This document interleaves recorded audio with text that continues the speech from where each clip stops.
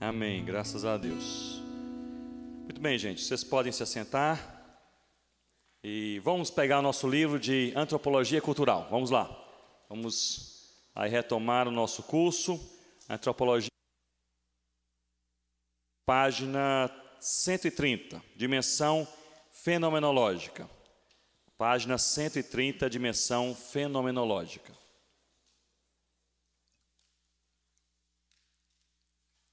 Deixe-me fazer aqui mais uma tentativa.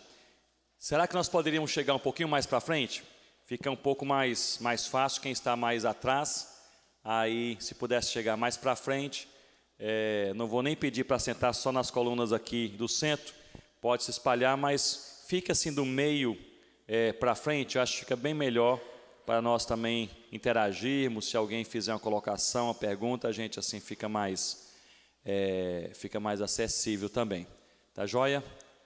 Então, quem está do meio para trás, se puder chegar aqui do meio para frente, fica ótimo.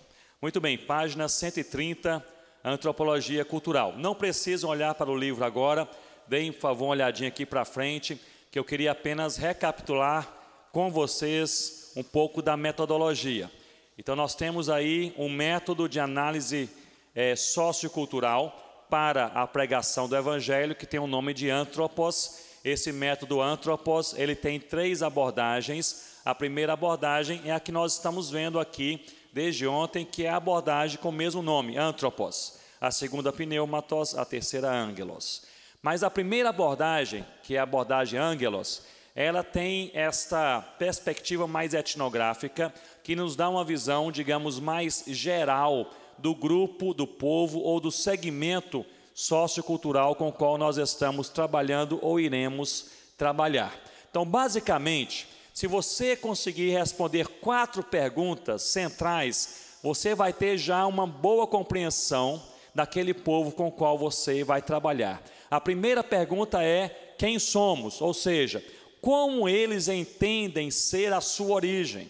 Mas por que eu preciso saber como eles entendem a sua própria origem? Eu não tenho uma revelação, que é a palavra de Deus, que nos diz sobre a origem de todo homem? Claro que nós temos a revelação e nós vamos pregar a revelação de Deus, a palavra de Deus. Mas é justamente por isso que nós precisamos entender os códigos quais? Transmissores ou receptores? Receptores, como eles se veem, como eles entendem a origem. E agora é algo importante para vocês aí irem alinhavando. Se alguém entende que a sua origem foi a partir, por exemplo, de um ser criador, mesmo que esse ser criador seja algo assim, esquisito na sua mitologia, etc., no momento que você for pregar sobre Gênesis capítulo 1, que esse Deus todo-poderoso e verdadeiro criou todas as coisas, já existe no padrão de pensamento, nos códigos culturais, receptores daquele povo, uma avenida pavimentada para entenderem muito bem esse fluxo de informação. Então, no momento que você fala Deus todo-poderoso, criador de todas as coisas, este é o Deus criador de Gênesis capítulo 1. Se eles, na sua até mitologia, na sua cosmovisão, eles entendem que a sua origem foi a partir de um ser que os criou, eles terão mais facilidade para entender a mensagem bíblica de Deus pessoal, criador de todas as coisas. Se eles forem, por exemplo, um povo não espiritualista, espiritualista é um povo que se relaciona com invocações e busca relacionamento com seres espirituais transcendentes. Se eles não forem um povo espiritualista, mas forem antropologicamente um povo totêmico, e nós veremos ainda nessa manhã que totemismo é a crença de que todas as coisas do universo estão conectadas, gente, animais, natureza, o rio, a pedra, os astros, tudo está conectado por uma força, mas essa força não é pessoal, é uma força impessoal mecânica, não tem vontade, ela existe, ninguém sabe como ela existiu, mas ela conecta todas as coisas. Se esse grupo for totêmico, se eles entendem que a origem, quem nós somos, vem de uma força espiritual, transcendental, porém impessoal e mecânica, no momento que você falar sobre um Deus pessoal, criador de todas as coisas, eles terão incrível dificuldade para entender essa mensagem. Então, portanto, a antropologia nos ajuda a nós entendermos quais são os códigos receptores e vermos qual é a avenida que está bem pavimentada para darmos a mensagem, qual a avenida que está esburacada e a mensagem vai ter que ser bem trabalhada para que haja boa compreensão. Muito bem, primeira pergunta que se nós respondermos, nós vamos compreender um pouco, um tanto da cosmovisão daquele povo. O que é cosmovisão? É a maneira como se vê e interpreta o universo que nos cerca. Muito bem, primeira pergunta, quem somos? É a origem, é aqui a dimensão histórica que nós vimos ontem. Lembram-se? 4 dimensões: histórica, ética, étnica e fenomenológica, que é a nossa dimensão hoje pela manhã. Obrigado, Alisson. Segunda pergunta: quais são os nossos valores? Essa é a dimensão ética, ou seja, quais são os nossos valores? O que realmente nos guia? Quais são os valores, por exemplo, para a nossa organização social? Agora, pensem comigo. Há grupos que são tidos como grupos éticos e há grupos que são tidos como grupos aéticos. Não tem nada a ver com certo e errado. É apenas uma categorização antropológica para falar que em alguns grupos há uma distinção muito clara entre o bem e o mal, entre o certo e o errado, e que em outros grupos essa distinção não é tão clara assim. Agora, notem bem. Há um conceito de moralidade em todos os grupos da Terra. Os antropólogos mais ateus, eles entendem isso também. Há um conceito de moralidade, há um conceito de bem e de mal, de certo e errado entre todos os grupos da Terra. Porém, essa forma de delinear, de separar o certo e errado, difere de grupo para grupo.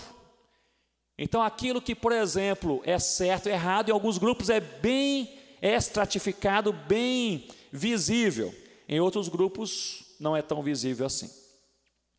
Em grupos mais éticos, em que essa diferença é clara, é mais fácil ou mais difícil pregar sobre a queda, que o homem caiu e se corrompeu. É mais fácil ou mais difícil? Eu vou reformular, vamos aí, vamos pensar. Não preciso escrever agora, estou apenas recapitulando. Há grupos éticos, bem e mal, estão bem claros, e grupos aéticos, em que bem e mal não estão tão claros assim. Em grupos éticos, que bem e mal estão bem claros, é mais fácil ou mais difícil comunicar sobre a queda e o pecado? É muito mais fácil. Você fala sobre a queda e as pessoas entendem rapidamente, porque há um conceito bem delineado entre o certo e o errado. Em grupos aéticos é fácil ou difícil? É mais difícil. Em grupos aéticos, em toda a sua mitologia, os espíritos serão também aéticos. Não vai haver nem um espírito bom e nem um espírito mau. Todos os espíritos serão bons e maus ao mesmo tempo. Esse espírito é muito bom, nos ajudou bastante, agora não confio nele, porque ele fez isso, isso e aquilo também.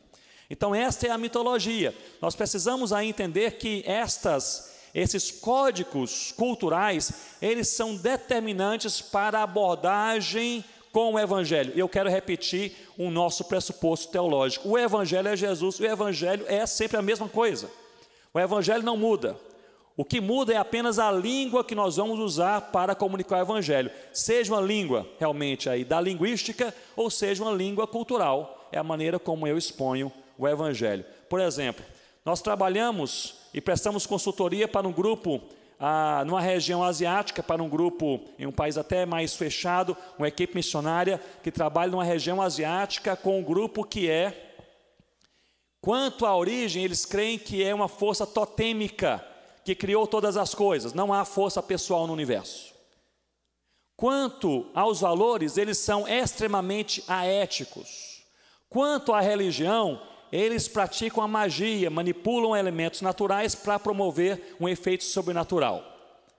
Para um grupo que portanto, acompanhem comigo, já estamos fazendo aqui juntos análise cultural, tá bom? Hoje começa uma análise cultural mais objetiva.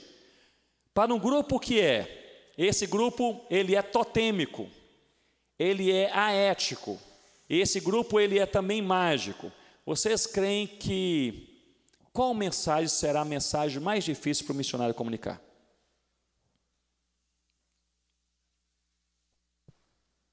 Todo mundo junto? Não, um de cada vez para não bagunçar. Vamos lá. Qual mensagem? Podem falar, não tenham constrangimento. Oi? Oi? a mensagem da cruz. Em algum momento será difícil de comunicar também, mas não é esta mensagem da cruz, pensando na cruz, que será mais difícil. Muito bem, a mensagem de Deus como Espírito, o Deus pessoal. O Deus pessoal, a busca de relacionamento. Isso aí, eles não estão preparados com os códigos receptores para compreender. Mas, Ronaldo, espera aí, você falou no início que o evangelho é supracultural, e eles vão compreender, e o missionário precisa pregar, e é por isso que a gente estuda antropologia, para pregar direito e falar a língua que eles vão entender. Se você não estudar inglês e você falar para o inglês apenas em português, ele não vai entender. Se você falar para uma pessoa de uma outra cultura, na sua cultura, ele não vai entender. Por isso nós precisamos aprender língua e cultura. Então esse grupo vai ter extrema dificuldade de entender o conceito de um Deus pessoal em busca de relacionamento. Nós nunca ouvimos um negócio desse. Nós nunca ouvimos. E aí tudo que você falar sobre Deus, eles vão entender como sendo força da vida, que é outra coisa que nós vamos ver sobre totemismo na segunda parte dessa manhã. Vamos lá, primeira pergunta a responder, quem somos? A origem, que é a dimensão histórica. Segunda pergunta a responder, quais são os nossos valores, que é a dimensão ética. Terceira pergunta a responder, como nós nos organizamos socialmente, que é a dimensão étnica, como que nós nos organizamos socialmente. Gente, a maneira como o povo se organiza fala muito sobre como aquele povo é e como aquele povo pensa. Por exemplo, em culturas europeias, a tendência é haver famílias nucleares, pai, mãe e filhos. E os filhos, quando atingem a maioridade, 18 anos, e vão para a universidade, via de regra, tem que sair de casa. Nos Estados Unidos também é assim. Se não sai de casa, pega até mal para os colegas. Então, assim, são famílias classicamente nucleares. Na África nós temos, via de regra, nós temos aqui Augusto conosco, mas na África, pensando no continente africano de maneira bem geral, via de regra, nós temos mais famílias estendidas. Vivem mais o pai, a mãe, os filhos, mas também um tio, sobrinho, etc. Ali tudo faz parte de uma família, chamamos de família estendida. Há culturas amazônicas, indígenas, por exemplo, que há famílias comunais, em que toda a aldeia possui uma só casa. Há diversas famílias estendidas, mas vivem debaixo de um teto, em apenas uma dinâmica social. Então, como nós somos, ou como nos organizamos, diz muito sobre o nosso pensamento. Então, famílias mais nucleares tendem a ser mais individualistas, de uma cultura mais individualizada. Concordam comigo? Famílias mais estendidas são culturas mais comunitárias. Famílias mais comunais também são culturas mais comunitárias. Por que que isso é importante para o missionário? Veja bem, para você pregar o evangelho em famílias mais nucleares, em culturas mais individualizadas, uma mensagem que eles vão compreender bem é a mensagem da transformação individual. Eles vão compreender bem. Mas uma mensagem que eles não vão compreender bem é sobre a necessidade da comunhão dos santos na igreja do Senhor Jesus. Agora, se você fala na África, para famílias estendidas, sobre a necessidade de juntar em adoração a Deus, e não precisa nem insistir, o povo vai ter maior alegria em se juntar, louvar a Deus, estar junto. Termina o culto, o pessoal está conversando, não é assim, meu irmão? Termina o culto, o pessoal está conversando.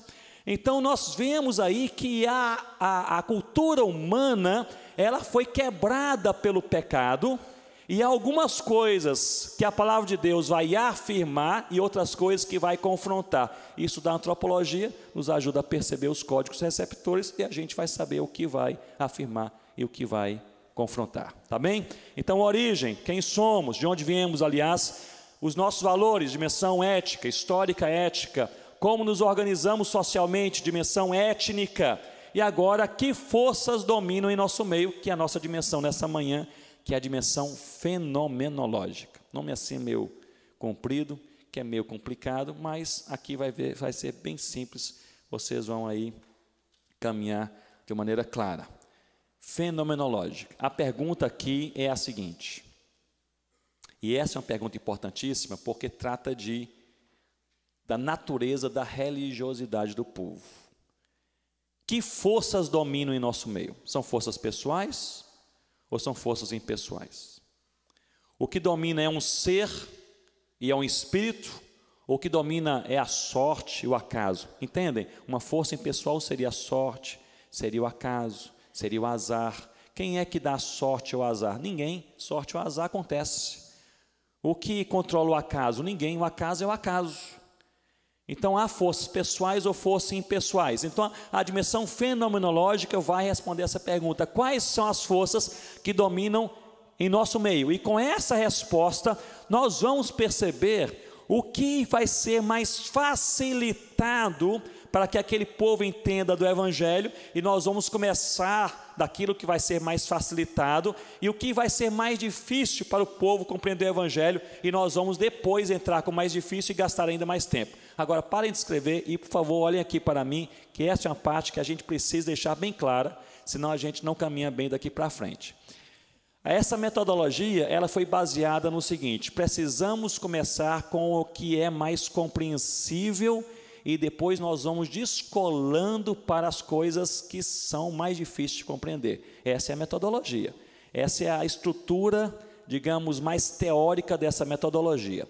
Então, um grupo que tem uma facilidade, digamos, de compreender um Deus pessoal, você começa a pregar o Evangelho por meio da pregação de um Deus pessoal, criador de todas as coisas.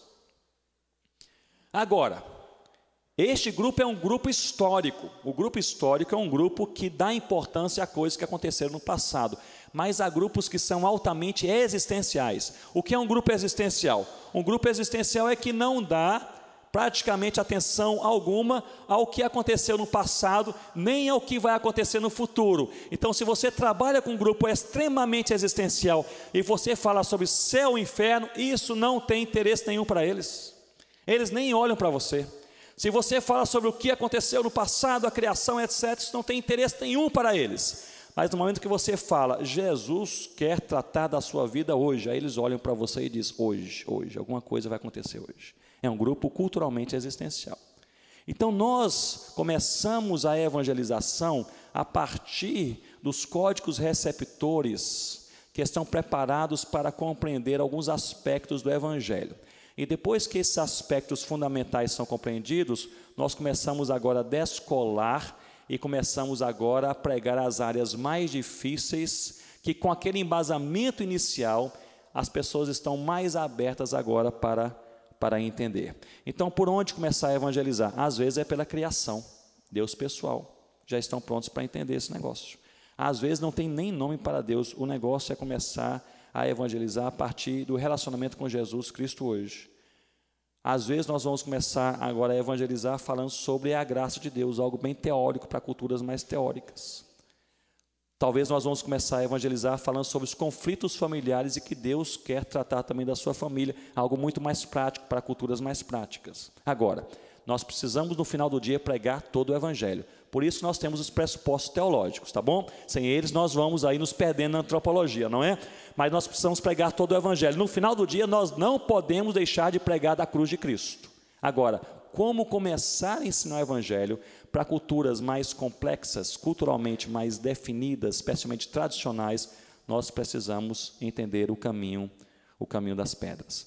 E parte desse caminho é responder essa pergunta de hoje: que forças dominam em nosso meio? Tá joia, gente? Vamos caminhar um pouco. Fazer uma análise cultural não é fácil, nem da nossa cultura, porque a cultura nós vivemos, a cultura nós não explicamos. Por que o brasileiro faz assim? Faz assim porque faz assim. Por que o brasileiro fura fila? E quando alguém fura uma fila, todo mundo fala da pessoa, mas ninguém fala para a pessoa. Porque o brasileiro é assim. Por que o brasileiro ele tem assim uma flexibilidade moral entre ético e aético, meio para aético às vezes, com respeito a ajeitar as coisas, o chamado jeitinho brasileiro? Isso não é bem certo, mas também não é totalmente errado. O jeitinho brasileiro é algo assim tolerável, ninguém pode ver, ninguém pode me pegar fazendo isso, mas se alguém souber que eu fiz na cultura brasileira, é aceitável, é o jeitinho brasileiro. Então, assim, a cultura ela não é explicada, ela é vivida, inclusive a cultura evangélica. Deixe-me apenas aqui com vocês, vamos fazer aqui uma análise cultural de algo evangélico, para a gente ver que nós precisamos, assim, precisamos utilizar de ferramentas antropológicas para entender cultura. Senão a gente vive cultura, mas não entende cultura. Qual é o problema disso? Quando a gente vai trabalhar numa cultura que não é nossa, não é? A nossa cultura a gente vive e não explica, mas não precisamos muitas vezes explicar. Mas você vai trabalhar numa cultura que não é sua, você não vive, você precisa explicar para que você possa vivenciar em certa medida. Vamos pensar aqui, vamos analisar, fazer aqui juntos, uma análise antropológica de sagrado e profano em templo evangélico brasileiro, tá bom? Aí quem está à procura de um tema para um TCC, trabalho de conclusão de curso, eis aí um tema, não é? Análise antropológica de um templo de sagrado e profano em um templo evangélico brasileiro. Para esse templo, eu vou colocar aqui para os irmãos um templo que está na minha cabeça, que é o templo presbiteriano típico da minha infância, lá no interior de Minas, interior do Espírito Santo, que era o seguinte: existe várias categorias de sagrado e profano. Estou aqui fazendo análise, gente, não é teológica, nem é bíblica, é uma análise o quê? Antropológica. Existem diferentes categorias de sagrado e profano. Então, do lado de fora do templo, na cosmovisão evangélica desse grupo de crentes, do lado de fora do templo, tudo é profano. Porque lá qualquer coisa pode acontecer. E lá, quando alguém esfaqueia outra pessoa na porta do templo, na rua em frente ao templo, a pessoa morre, a irmã lá dentro vai falar assim: o mundo está perdido. Porque é assim que acontece, lá fora acontece de tudo, porque lá é profano. Na nossa cosmovisão, o templo, a construção, ela possui uma distinção de sagrado e profano evidente. Eu vou mostrar para vocês. Quando alguém entra no templo, ele entra num espaço em que não é tudo que pode acontecer. Mas no templo entram pessoas que são convertidas e entram também pessoas que não são convertidas. E aí nós temos o sagrado número 1, o sagrado no nível número 1, que é essa arquibancada. E ali nessa arquibancada não é todo mundo, de todo jeito, que está lá fora, que pode entrar. Talvez uma pessoa vestida de certa maneira, o diácono não vai permitir a sua entrada.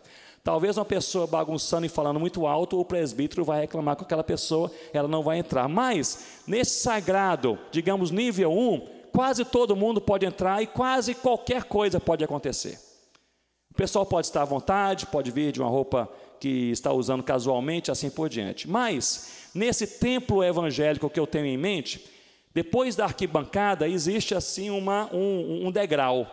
E nesse degrau existe assim uma plataforma, e nessa plataforma há uma mesa, que é a mesa usada para a ceia do Senhor, e é a mesa usada pela superintendente da escola dominical, que é uma figura importantíssima. E quem não é crente e é antropólogo, que entra nesse templo, aí presbiteriano do interior do Espírito Santo, e olha para aquela figura e diz o seguinte: eu percebo que aquele degrau é um degrau de demarcação, porque lá é um pouco mais sagrado do que no restante do templo, e realmente é. Porque nem todo mundo que está sentado no banco pode ter acesso ao microfone naquela plataforma, concordam comigo? Nem todo mundo pode dar um aviso. E aliás, tem igrejas, e isso não estou fazendo aqui nenhuma reflexão teológica, apenas reflexão antropológica. Tem igreja em que uma mulher, por exemplo, pode ir com a calça esporte jeans, sentada no templo, adorar a Deus, levantar as mãos, adorar e louvar o Senhor, mas quando vai à frente tem que ser de vestido ou de saia.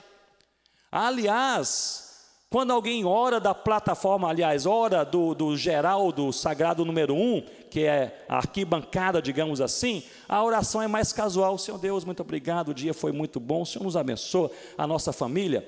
Mas agora vamos chamar o presbítero fulano para orar da plataforma, e ele pega o microfone, e ele chega num lugar que só a superintendente escola dominical chega, um negócio preservado. E ali ele chega, pega o microfone e a voz muda. Já notaram que a voz muda? Senhor Deus, estamos aqui reunidos nesta manhã. A voz muda. E é interessante que este é um conceito antropológico, a cultura antropológica, porque ali, de fato, antropologicamente é mais sagrado do que na arquibancada. Mas agora depois tem um degrau a mais, e aí é o Santo dos Santos. E aí você tem um degrau e você tem um púlpito, e o púlpito tem algumas cadeiras, e tem púlpitos que não sei se é intencional, só tem 3 cadeiras. E o negócio fica assim, parece ainda mais sagrado. E ali o pastor, o pregador, senta-se na cadeira do meio, e às vezes a cadeira é até maior, mais elaborada, assim, bonita, etc. É parte do nosso ritual, da nossa tradição evangélica. Mais uma vez, para vocês não saírem aí e falar, Ronaldo falou que esse negócio, etc. Não é análise teológica, certo ou errado biblicamente, estou falando sobre análise antropológica. O certo é o seguinte, no sagrado nível 3, pouca gente chega. Tem muita gente que dá palestra no nível 2, mas sermão no nível 3 é uma outra coisa. Aliás, a minha mãe é uma mulher de oração, e minha mãe, ela prega a palavra de Deus, e é uma excelente pregadora. E a minha mãe foi convidada um tempo, e aqui não vai nenhuma colocação aí teológica, aqueles que creem que a mulher deve ou não pregar na igreja, isso aí você conversa com o seu pastor, aqui é antropologia agora. Então, a minha mãe, ela pregava a palavra de Deus, pregava muito bem a palavra de Deus, foi convidada para pregar numa igreja presbiteriana no interior do Espírito Santo. Eu era assim, tinha uns 12, 13 anos, e gostava de acompanhar a minha mãe. E ali ela chegou nessa igreja, mas foi convidada pelo presbítero da igreja, só que nessa igreja a mulher não pregava. E o presbítero era novo na igreja, convidou, ficou empolgado, esqueceu, e na hora chegou o pastor, era um culto de domingo à noite. E ali o pastor ficou sem jeito, a irmã foi convidada pelo presbítero da igreja, eu deixo a irmã pregar, não deixo a irmã pregar, assim por diante. O pastor resolveu o problema, ele chegou perto da minha mãe e disse, olha, eu sou assim contra a mulher pregar na igreja, mas nós vamos fazer o seguinte, a irmã não vai dar um sermão, a irmã vai fazer uma palestra, e a irmã não vai pregar do púlpito, a irmã vai palestrar da mesa. E a mãe falou assim, mas está ótimo assim, está bem, meu irmão.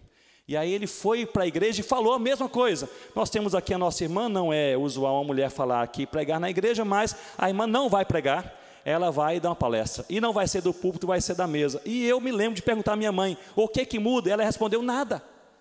O sermão mesmo, e está lá, vai para falar do mesmo jeito. Mas no conceito, na cultura evangélica presbiteriana daquela igreja, havia uma diferença entre sermão e palestra, e entre o sagrado nível 3 e o sagrado nível 2. Inclusive, em algumas igrejas, os jovens, eles lideram o louvor do sagrado nível 1. No 2 é só coral que ensaia 3 vezes por semana. E tem que estar assim vestido bem, porque lá as coisas acontecem de maneira diferente. Agora pensem comigo, antropologicamente, o templo não é dividido apenas em uma categoria de sagrado e profana quanto ao espaço, mas quanto ao tempo também. Já notaram isso? Culto de quarta-feira à noite é totalmente diferente de culto de domingo à noite. Por que na quarta-feira à noite você pode ir com manga de camisa e domingo à noite é paletó e gravata?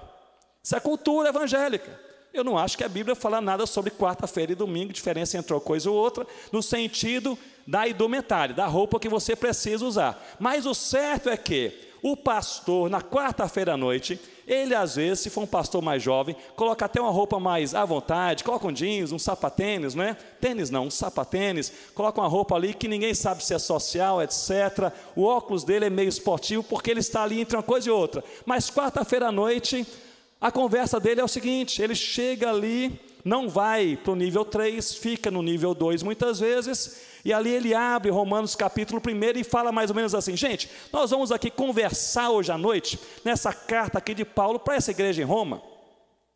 Agora, se ele for dar o mesmo estudo no domingo à noite, ele vai chegar de paletó e gravata, vai estar no nível 3, no púlpito, ele vai abrir a Bíblia no mesmo texto, ele vai falar assim, queridos irmãos, abramos a palavra de Deus em Romanos, capítulo 1, para uma reflexão profunda do que Deus tem para as nossas vidas nessa noite. Ele é muito mais formal, notaram isso? Ele não percebe, mas ele é mais formal. Ele é mais formal na roupa, ele é mais formal no espaço, ele é mais formal no tom de voz. Isso é certo ou é errado? Meus irmãos, não é errado, isso é cultura. Isso é cultura, isso é o jeito que nós somos, é o jeito que nós fazemos. Isso é bom ou ruim? Bem, se você acha que é bom ser formal ou informal, é bom. Se você está atrapalhando alguma coisa, então é ruim. mas eu acho que tom de voz, que a roupa, que o local, etc., isso não é necessariamente o mais importante, porém, isso é bastante importante porque é cultura. Um antropólogo, ele então dividiria aí o templo em espaço sagrado, aliás, profano do lado de fora, sagrado número 1 na arquibancada, sagrado número 2 na plataforma, sagrado número 3 no púlpito, e dividiria o sagrado e profano em níveis também de sagrado, não haveria profano, mas de sagrado, e às vezes também um pouco de profano em relação ao tempo, por exemplo. E não vai aqui nenhuma consideração teológica, tem que repetir, porque nós como crentes, quando se a gente estivesse fazendo uma avaliação aqui antropológica, uma análise antropológica de uma mesquita, não tinha problema nenhum. Mas como é de um templo evangélico, a gente às vezes quer pensar teologicamente. Mas, por exemplo, o mesmo espaço que é o templo, que em certos momentos, em certos dias, ele demanda certo comportamento, às vezes é aberto para outras coisas em outros horários sem nenhum problema. Porque nós temos uma divisão entre sagrado e profano por tempo também, espaço e tempo. Na minha adolescência eu era baterista de nós chamávamos de conjunto, mas hoje é banda, né? Naquela época era conjunto. Então eu era baterista de um conjunto evangélico. E ali nós íamos tocar em algumas igrejas. É interessante que naquela época, primeiro, que muita igreja presbiteriana não aceitava bateria. E nós começamos a falar isso, vocês têm bateria? A gente falou, não, a gente tem percussão. Percussão pode. Mas era a mesma coisa. Mas naquela plataforma a gente colocava aquela percussão.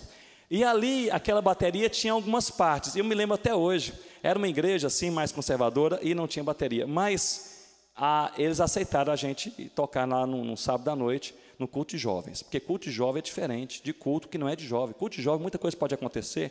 E se for uma coisa teologicamente errada, o pastor fala assim, é porque é culto de jovem. Mas isso é culto de jovem, quer dizer, jovem tem... Eu sou contra bater palmas, mas o pessoal está batendo palmas, pastor, mas é culto de jovem. Culto de jovem é assim, o pessoal não...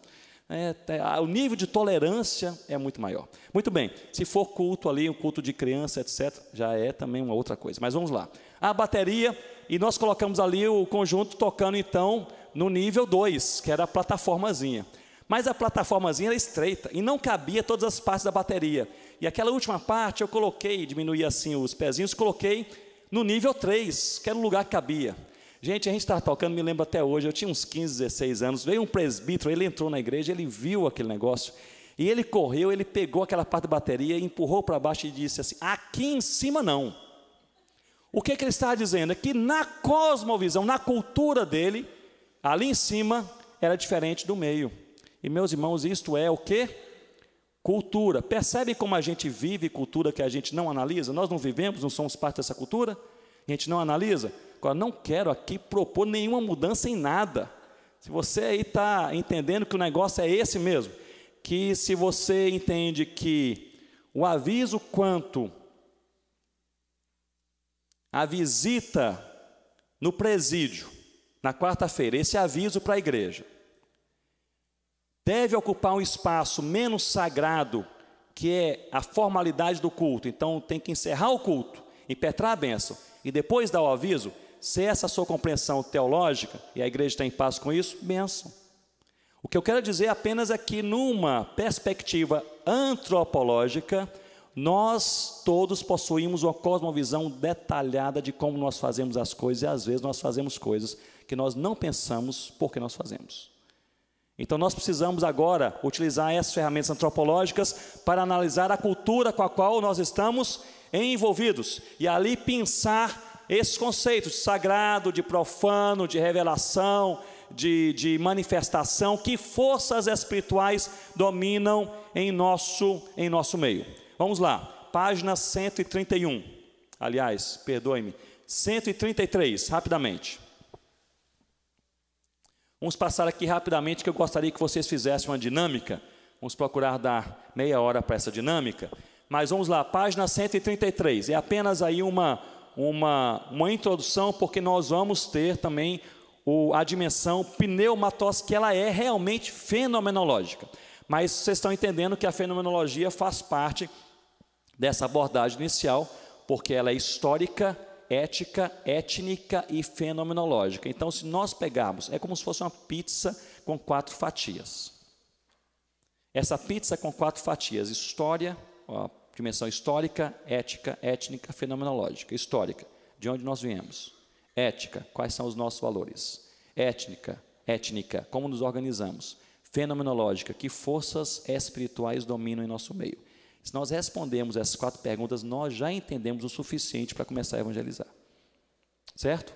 Agora, se nós não entendemos essas 4 perguntas, eu acho que é momento de esperar um pouco mais, caminhar um pouco mais. Vamos lá. Página 133, dimensão fenomenológica. Então, nós colocamos aqui alguns elementos apenas para nós podermos aí já ir entendendo esses elementos, para nós termos essa perspectiva de análise cultural, como nós fizemos no templo. Não é fácil a gente fazer, não é fácil a gente perceber, precisamos ter intencionalidade. Vamos lá, primeiro conceito de Deus. Esse conceito de Deus, numa perspectiva antropológica, é o conceito de um ser superior pessoal. Se você quiser, você coloca isso aí. Ser superior pessoal. Esse é o conceito antropologicamente de Deus. É um ser que é superior, ele é espiritual e ele é pessoal. São 3 elementos. Ele é superior, ele é pessoal e ele é espiritual. Então, este é o conceito antropológico de Deus. Então, nós vamos perceber, vamos buscar para ver se há um conceito antropologicamente falando de Deus naquela cultura em que nós estamos inseridos, a fim de nós pregarmos a verdade de Deus, o Deus da palavra, como está exposto na palavra, na língua que o povo vai também agora entender. Muito bem, há diversas formas de nós abordarmos Deus, ou conceito de Deus, em culturas diferentes. Há, por exemplo, culturas onde há um ser criador de todas as coisas, mas que nós não conhecemos. Por exemplo, em Gana, na África, havia o conceito entre o povo Achante, o conceito de Onyame. Onyame era o ser que criou todas as coisas, mas quem é Onyame? Ele é o Todo-Poderoso. Quem é Onyame? Ele é o soberano de tudo. Mas quem é ele? Nós não sabemos mais.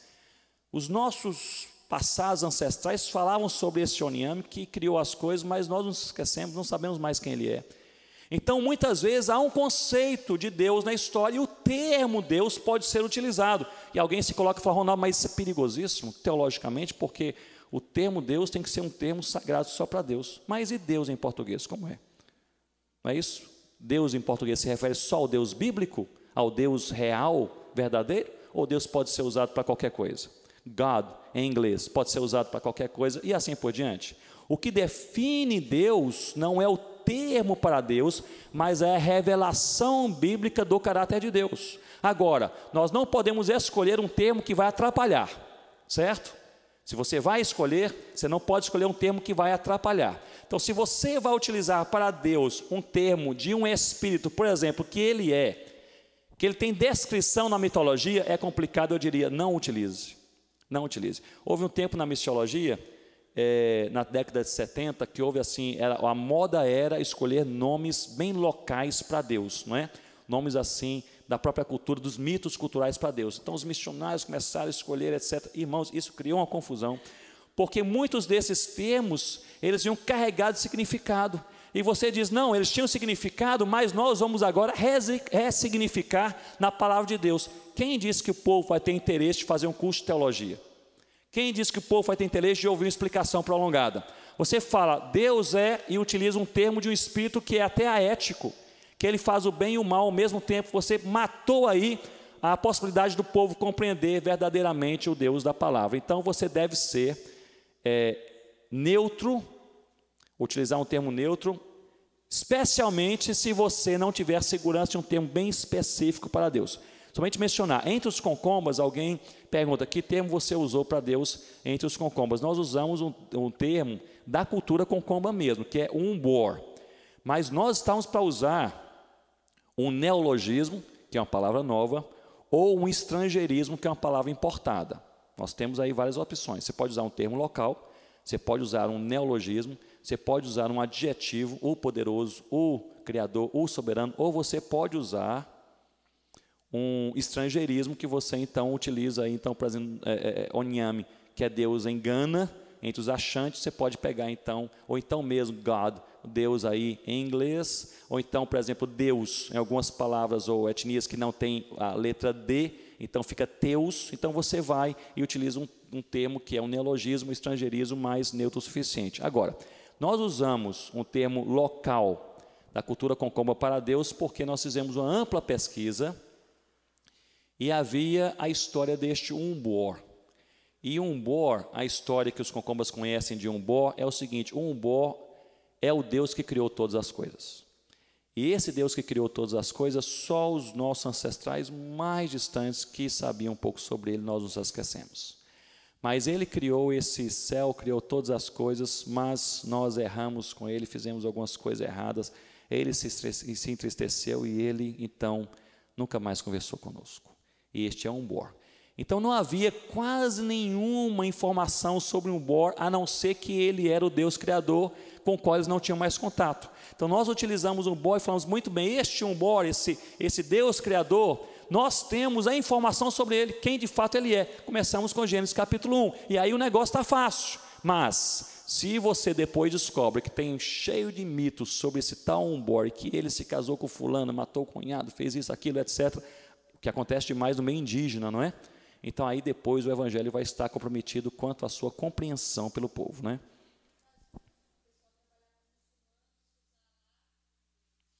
O pessoal que trabalha com muçulmanos usar Alá como Deus. Muito bem, há diversos cenários. Há alguns cenários de língua árabe em que o termo para Deus é realmente só Alá.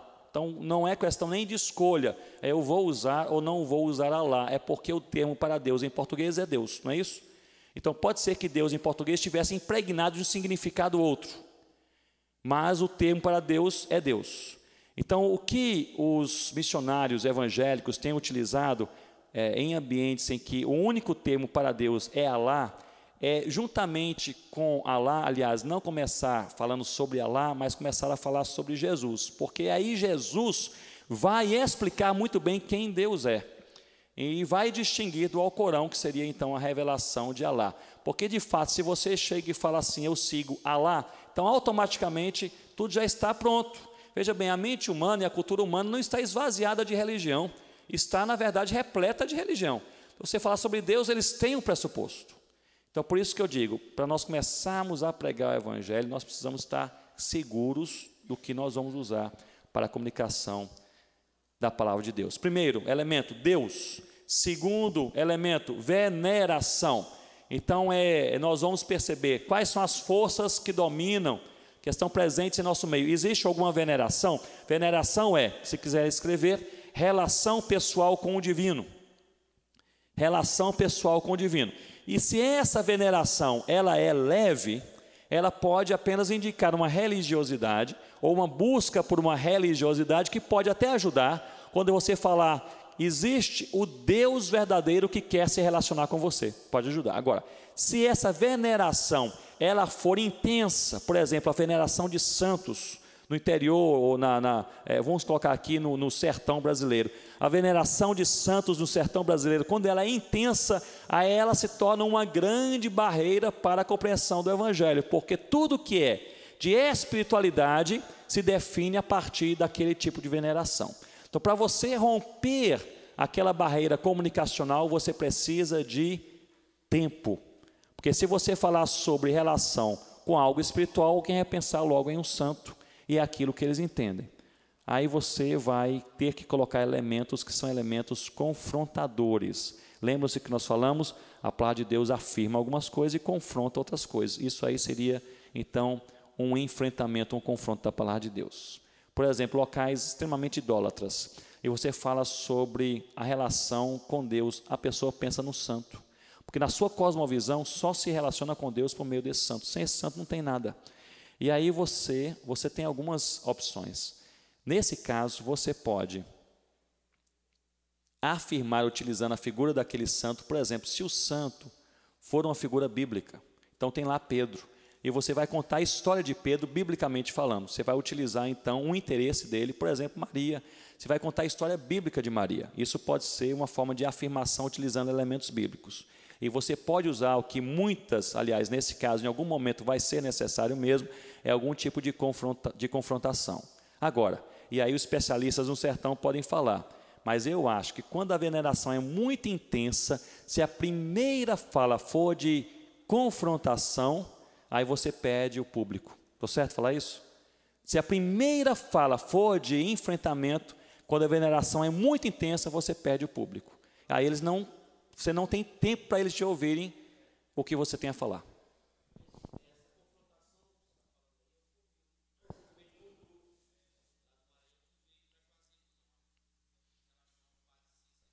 Padre Cícero, certo.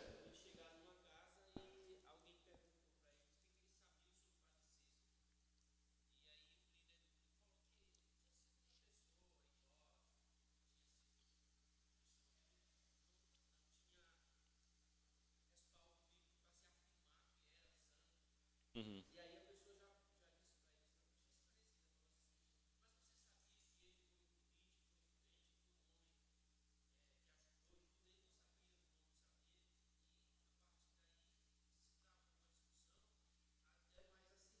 Uhum. Uhum. Exatamente. Deixe-me ver se vocês estão compreendendo bem aqui a metodologia nessa altura. Obrigado, Tavares. Nós vamos pregar todo o Evangelho. Mas nós vamos pregar o Evangelho na língua que o povo entende. Então, nós vamos começar pregando o Evangelho naquilo que eles entendem mais facilmente. E nós vamos descolar e pregar as partes mais difíceis do Evangelho também, quando nós tivermos uma atenção mais cativa daquele povo. Porque essa é a ideia, essa é a diferença entre o missiólogo e o missionário. O missiólogo diria assim, não, você tem que fazer isso tudo em 3 sessões. O missionário diz, rapaz, o pessoal não me ouve nem em 15 minutos, não para me ouvir. Porque a realidade do meu missionário não é uma realidade de muito interesse, em que as pessoas estão à sua disposição para você falar e dar um curso de teologia. Você tem que saber como começar, você começa com o que eles compreendem. E você então vai descolando e começa com aquilo que eles compreendem menos e com aquilo que vai confrontando a cultura. Agora, em alguns aspectos, aliás, é necessário confrontar no início. Nós vamos tratar disso possivelmente amanhã. Mas queria apenas retomar, porque quero gastar esse tempo para vocês fazerem uma dinâmica, tá bom? Essa primeira abordagem, ela é uma abordagem em que nós vamos utilizar a dimensão histórica. Responde a pergunta, quem nós somos? De onde nós viemos? A dimensão ética, qual é a pergunta? Quais são os nossos valores? Vamos lá, dimensão histórica, qual é a pergunta? Quem nós somos? De onde nós viemos? Dimensão ética, quais são os nossos valores? Dimensão étnica, como nós nos organizamos? Dimensão fenomenológica, quais são as forças espirituais em nosso meio? Muito bem, se nós respondemos essas 4 perguntas, nós vamos ter uma boa ideia da cosmovisão do povo. E mesmo que você não vá adiante na metodologia, isso aqui é importante. Se você não for adiante na metodologia, só com essa parte você já pode aí fazer um bom projeto de evangelização. Agora, em culturas mais complexas, você vai precisar então dar o passo aí para a abordagem que nós chamamos de pneumatos, que é analisar a fenomenologia um pouco mais, e depois angelos, que é fazer a ponte com a missiologia. Mas vamos lá. Na página 100, qual é a dinâmica? Página 134, nós temos um conto Fulani. Augusto, você conhece lá o grupo Fulani na Guiné-Bissau? Conhece, né? Muito bem. Esse conto Fulani, então não vale aí dar as respostas todas não, viu? Você fica mais ouvindo, etc. Mas esse conto Fulani, isso aqui foi uma entrevista e intencionalmente eu peguei só um parágrafo da entrevista. Por que eu fiz isso? Eu quero tentar provar para vocês que mesmo tendo apenas uma pequena informação, é possível extrair daquela informação alguma compreensão cultural relevante para nós pregarmos e pregarmos bem o Evangelho de Jesus. Para nós termos uma boa ideia da cosmovisão daquele povo. Claro que nenhum missionário, nenhum pesquisador, antropólogo vai desenvolver compreensão cultural a partir de um parágrafo, de um conto, de uma história, de uma conversa, tá bom? Não é essa a intenção. A intenção é apenas aí nós temos um gostinho e vemos que nós podemos ter alguma compreensão cultural a partir de uma pequena informação. Vamos lá. Diz assim, eu vou ler e rapidamente vamos nos dividir e vocês vão fazer um exercício.